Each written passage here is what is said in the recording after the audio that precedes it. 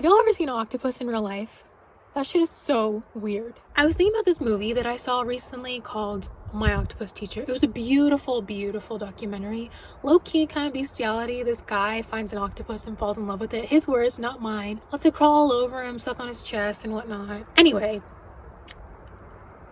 it was a beautiful documentary. And it made me think humans should try to have more interspecies relationships. Like, I could totally see myself being best friends with a tree. I think that'd be awesome. Or squirrel. I could definitely see myself being friends with a squirrel.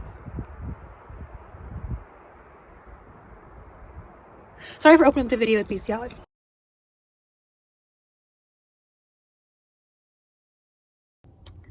So I ran off into the woods for a few days to find clarity.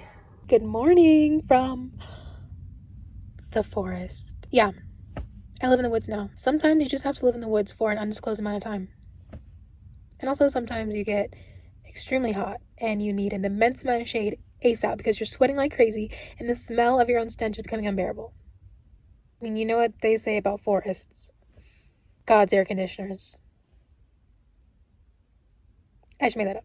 Anyway, forest isolation is another kind of isolation because it's basically just you and the trees. Nothing else. I mean, maybe a squirrel comes by and wants to be your friend, but it doesn't speak English.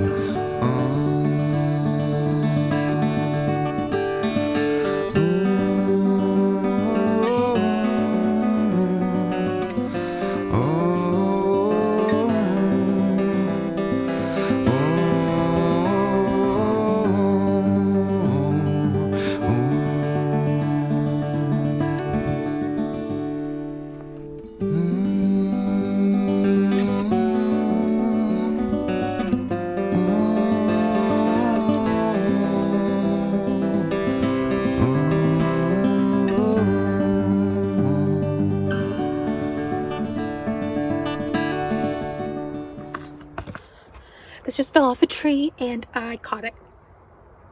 I went there because obviously there has been some stress in my life. So I wanted to get away. I wanted to unplug.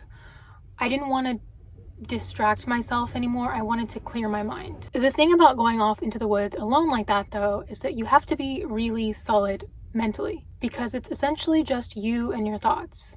There's no stores, there's no people. I didn't even have service and you just have to deal with whatever is on your mind. And listen, I'm a big fan of the woods, okay? I go there all the time. This time, it was just different. When you come out to camp alone in the woods, there's a 90% chance that you're gonna come out refreshed and revived, and then a 10% chance you're gonna come out batshit crazy. There's just a lot going on in my head right now. There's a lot going on in my life, and it's hard for me to focus on one thing at a time. I just can't do it. I need to talk to real people and not trees. Plus, I plan to stay out here for a few more days, but I already ate all my snacks. So, when I lived in Japan, girls used to cut their hair after a big change in their life, usually like a breakup. And I really like the idea of doing something physical to signify a new era is coming. I'm leaving all of my old problems behind me and I'm moving on. I'm moving forward. Now, am I going to do something as dramatic as cut my hair off? No, absolutely not. Oh my god, these scissors have rust on them. 1, 2.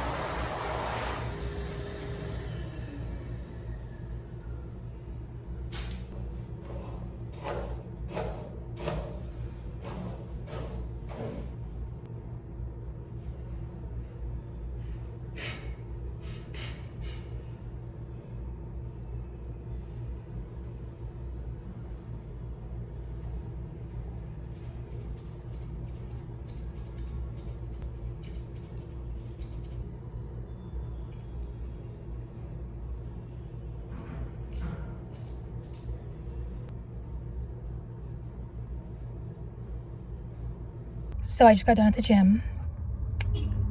On an unrelated note, I will be wearing my hair in buns for the foreseeable future. I ended up coming out of the woods prematurely and driving to the nearest Planet Fitness so that I could go cut my hair with craft scissors. My brain was just hyper fixated on this idea of cutting my hair because while I was in the woods, my brain was just spinning like a hamster wheel.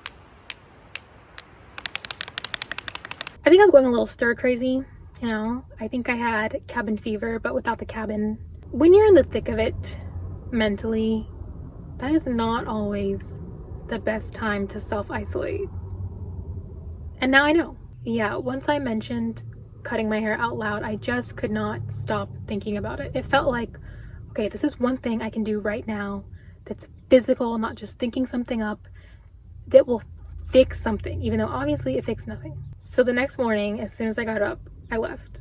And honestly, it was probably for the best. Does my hair look bad? It doesn't look that bad. It doesn't look that bad. So I'm at a park in normal civilization. I've rejoined society again. I'm gonna call a mechanic and probably my mom since I have service now. The woods is usually magic for me. I don't know what happened this time. I think it was one of those things where I just knew that I had to get my van fixed, so I couldn't fully enjoy it. It's like when you were in school and you were on Christmas break and the teacher gave you a shit ton of homework and you put off doing it until like the very last minute, but then you couldn't even enjoy the time that you procrastinated because you just knew in the back of your mind that you had a lot of work to do. It's kind of like that. I'm gonna get it together. I'm not gonna run away from my problems. I'm gonna fix them. And then I'm gonna run away. I'm really itching to get back up to the redwoods, my favorite place. But I'm not gonna do that until I know that everything else is solid. With Stevie, with my mind, with my heart, with my whole body. Only then will I allow myself to travel. So yeah. Until then, I'll just be chillin'. See you on the highways, ladies and gents.